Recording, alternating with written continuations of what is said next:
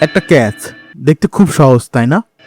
কিন্তু এই 1 সেকেন্ডের ভিতরে বল কোথায় পড়বে, কত গতিতে আসছে, আপনি কত দূর দৌড়াবেন, কিভাবে জাম্প করলে বল হাতের মুঠোয় আটকাবে, সব হিসাব হয়ে গেছে।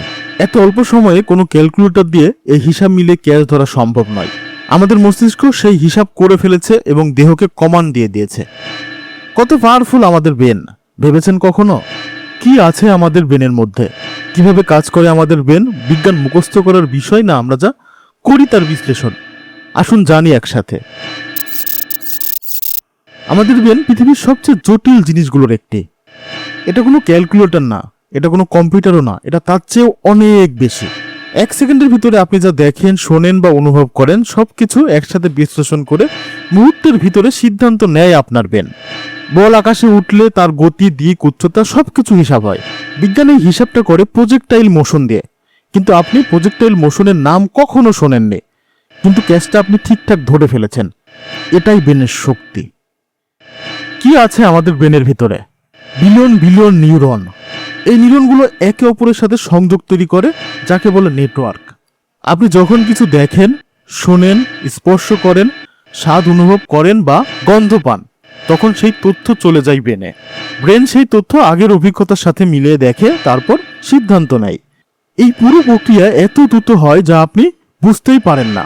ব্রেন মূলত 3টি কাজ করে: তথ্য নেয়, বিশ্লেষণ করে, দেহকে নির্দেশ দেয়।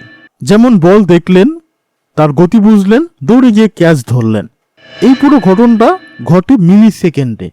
এখানে কাজ করে নিউটনের গতিসূত্র এবং মাধ্যাকর্ষণ বল। কিন্তু আমরা কেউ সূত্র ব্যবহার করে ক্যাচ ধরি না।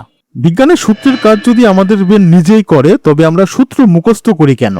আসলে বিজ্ঞান হলো আমরা যা দেখি, যা করি তার ব্যাখ্যা।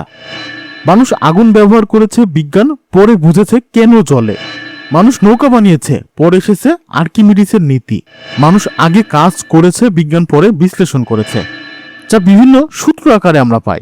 এই সকল সূত্র দিয়েই গড়ে ওঠে বিভিন্ন প্রযুক্তি, ইঞ্জিন, বিদ্যুৎ, রকেট, বোমা, সবকিছু। মূল উদ্দেশ্য বিজ্ঞানের জ্ঞানকে প্রযুক্তির সাথে যুক্ত করে মানুষের জীবনে কাজে লাগানো।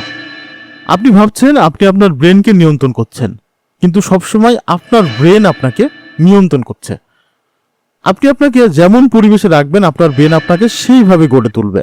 ধরুন আপনি কখনো গালি দেননি বা কাউকে গালি দিতে দেখেননি, তবে আপনার ব্রেন আপনাকে কখনোই গালি দিতে দেবে না। আপনি ব্যবসায়ীদের সাথে থাকলে আপনার ব্যবহার করা টুথব্রাশটাও কিভাবে বেচলে লাভবান হবেন তা আপনার ব্রেন আপনাকে ভাবাবে। আপনার ব্রেনকে দিতে হবে শুধু সেই পরিবেশ, কারণ ব্রেন চাই অভিজ্ঞতা। যত অভিজ্ঞতা আপনি আপনার ব্রেনকে দেবেন, তত তা আপনাকে উপরে ওঠাবে। বড় বড় কোম্পানি কেন অভিজ্ঞতা চায়, বুঝলেন কি ব্যাপারটা?